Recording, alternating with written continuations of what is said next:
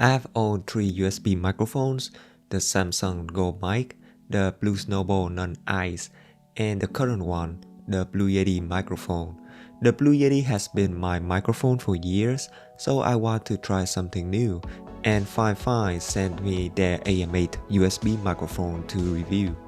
Its box advertises this microphone as a streaming mic, which you can use for gaming, podcasting, video creation, voiceover, but you can of course use it for work such as Zoom meeting.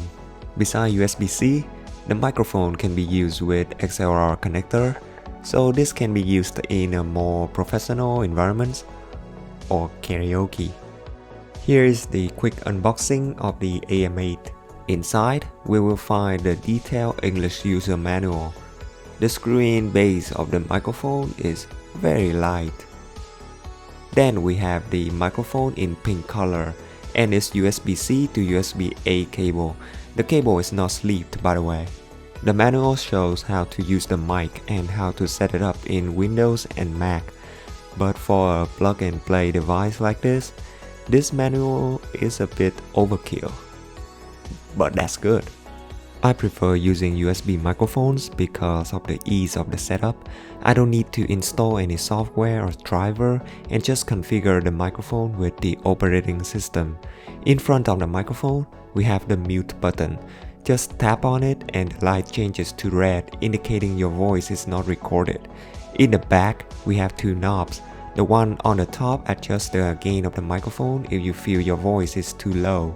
The bottom changes the volume of the microphone if you plug your headphone into the microphone. These knobs are a bit wobble. The button above the gain knob changes the RGB lighting. I set it to rainbow, and this looks really tasty with the pink color of the microphone. You can see the microphone has a pop filter pre-installed. This can be easily removed if you need to wash it. Here's how the AM8 looks next to my Blue Yeti. The Yeti microphone and its base are much bigger and heavier than the AM8. Because of the low height, the USB-C cable may get in the way if you need to rotate the microphone. Meanwhile, the Blue Yeti could rotate more freely. In order to have the best audio quality, the top of the AM8 needs to point toward the audio source. It is more dynamic with the Blue Yeti as I can configure the direction where the microphone should pick up sound from. This feature was very useful, but I only set it to record for the front of the mic. Now let's do a quick recording test to compare the 2 microphones. For the recording test, I will have both microphones next to each other and switch them in Audacity. I have set the gain of the 2 microphones so that their sound waves are identical. This is the sound coming from my 8+ years old Blue Yeti. This is the OG that has been capturing my voice in the beginning.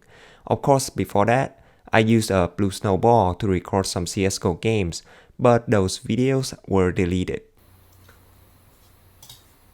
Switching microphone now. This is the sound from the FiFINE AM8 microphone. I nearly have to max out the gain of this mic so that my voice could be picked up. While with the Blue Yeti, I only needed 1/3 of the gain to get the same audio. So when recording, this FiFINE AM8 need to be close to the source. While with the Yeti, you can just increase the gain. Of course, adding more gain means the microphone can pick up more noises. If you listen to my voice via headphone, I think you can clearly hear the difference. The Blue Yeti is still the better mic as the audio is more natural and clearer. The AM8 output is more muffled.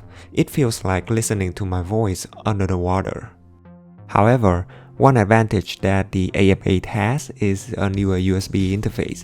If you use an Android phone, you can use a USB-C to USB-C and the microphone could be used for recording.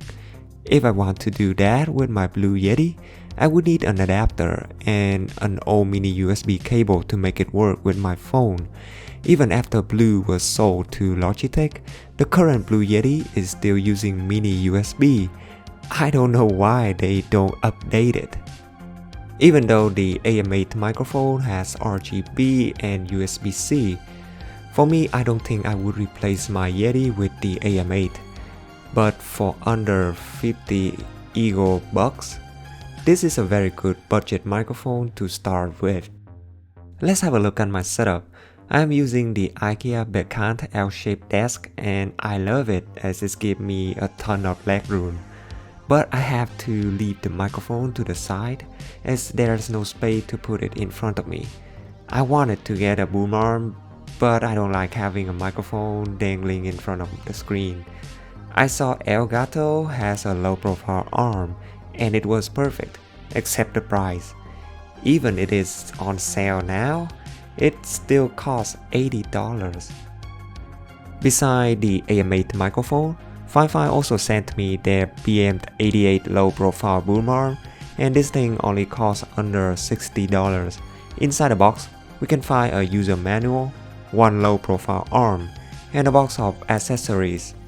The package comes with one desk lamp and this bag containing a rotatable ball head, an Allen wrench to tighten the arm, and adapters which can be used to mount webcam, camera, or microphone.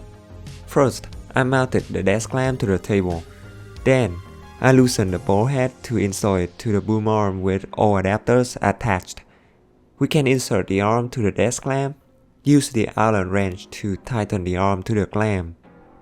Now, we can mount any microphone onto the BM88 arm. Just simply screw it in. To keep things more clean, we can remove the cover of the two cable management channels to tuck the USB cable inside. Look at that! My setup is finally complete. Accidentally hitting the microphone which sits on my desk has been bothering me for years, and I finally got rid of the problem. You can adjust the microphone to the orientation that is comfortable for you by loosening the ball head to rotate it around. In my opinion, a low profile boom arm is a must-have if you own a microphone, and I can highly recommend the FIFINE BM88. If you are interested in the AM8 microphone or the BM88 arm, I have the links to the two products in the description. Thank you so much for watching, and I will see you in the next one. Bye bye.